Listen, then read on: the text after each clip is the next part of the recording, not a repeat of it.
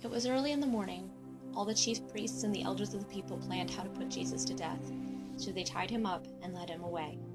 Then they handed him over to Pilate, who was the governor. Judas, who had handed him over, saw that Jesus had been sentenced to die. He felt deep shame and sadness for what he had done. So he returned the 30 silver coins to the chief priests and the elders. "I have sinned," he said. "I handed over a man who was not guilty." "What do we care?" they replied. "That's your problem." So Judas threw the money into the temple and left. Then he went away and hanged himself. The chief priests picked up the coins. They said, "It's against the law to put this money into the temple fund. It is blood money. It is paid for a man's death." So they decided to use the money to buy a potter's field. People from other countries would be buried there. That is why it has been called the Field of Blood to this day. Then the words spoken by Jeremiah the prophet came true.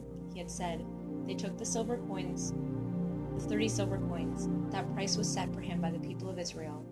They used the coins to buy a potter's field, just as the Lord commanded me." Jesus was standing in front of the governor. The governor asked him, "Are you the king of the Jews?" "Yes, you have said so," Jesus replied. But when the chief priests and the elders brought charges against him, he did not answer.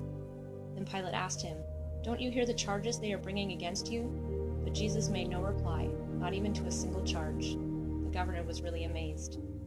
It was the governor's practice at the Passover feast to let one prisoner go free. The people could choose the one they wanted. At that time, they had a well-known prisoner named Jesus Barabbas. So when the crowd gathered, Pilate asked them, "Which one do you want me to set free?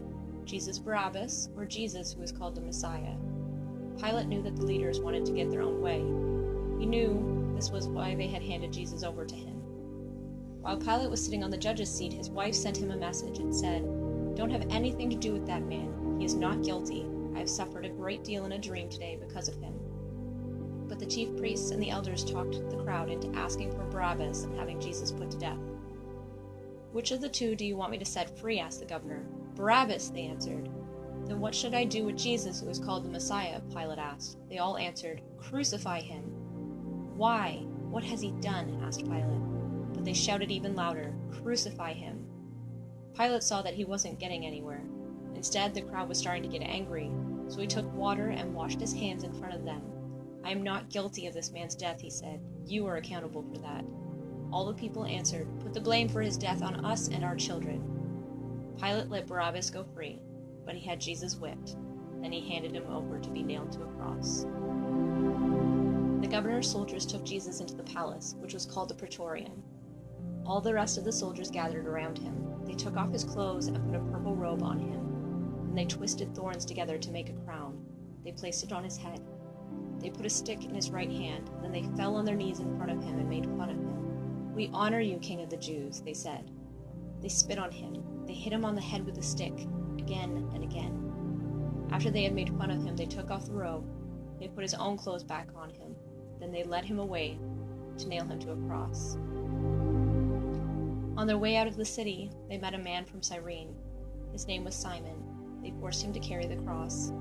They came to a place called Golgotha. The word Golgotha means the place of the skull. There they mixed the wine with bitter spices and gave it to Jesus to drink. After tasting it, he refused to drink it. When they had nailed him to the cross, they divided up his clothes by casting lots. They sat down and kept watch over him there. Above his head they placed the written charge against him. It read, "This is Jesus, the King of the Jews." Two rebels against Rome were crucified with him. One was on his right and one was on his left. Those who passed by shouted at Jesus and made fun of him. They shook their heads and said, "So you are going to destroy the temple and build it again in 3 days? Then save yourself. Come down from the cross if you are the Son of God." In the same way, the chief priests, the teachers of the law, and the elders made fun of him. "He saved others," they said, "but he can't save himself. He's the King of Israel. Let him come down from the cross. Then we will believe in him. He trusts in God. Let God rescue him now if he wants him. He's the one who said, 'I am the Son of God.'" In the same way, the rebels who were being crucified with Jesus also made fun of him. From noon until 3 o'clock, the whole land was covered with darkness. About 3 o'clock, Jesus cried out in a loud voice. He said, "Eli, Eli, lema sabachthani." This means, my God, why have you deserted me?" Some of those standing there heard Jesus cry out. They said, "He's calling for Elijah." Right away, one of them ran and got a sponge. He filled it with wine vinegar and put it on a stick. He offered it to Jesus to drink. The rest said, "Leave him alone. Let's see if Elijah comes to save him." After Jesus cried out again in a loud voice, he died. At that moment, the temple curtain was torn in two from top to bottom. The earth shook, the rocks split. Tombs broke open. The bodies of many holy people who had died were raised to life. They came out of the tombs. After Jesus was raised from the dead, they went into the holy city. There they appeared to many people. The Roman commander and those guarding Jesus saw the earthquake and all that had happened. They were terrified. They exclaimed, "He was surely the Son of God." Not very far away, many women were watching. They had followed Jesus from Galilee to take care of his needs. Mary Magdalene was among them. Mary, the mother of James and Joseph, was also there. So was the mother of Zebedee's sons. As evening approached, a rich man came from the town of Arimathea. His name was Joseph. He had become a follower of Jesus. He went to Pilate and asked for Jesus' body. Pilate ordered that it be given to him. Joseph took the body and wrapped it in clean linen cloth. He placed it in his own new tomb that he had cut out of the rock. He rolled a big stone in front of the entrance to the tomb. Then he went away. Mary Magdalene and the other Mary were sitting there across from the tomb.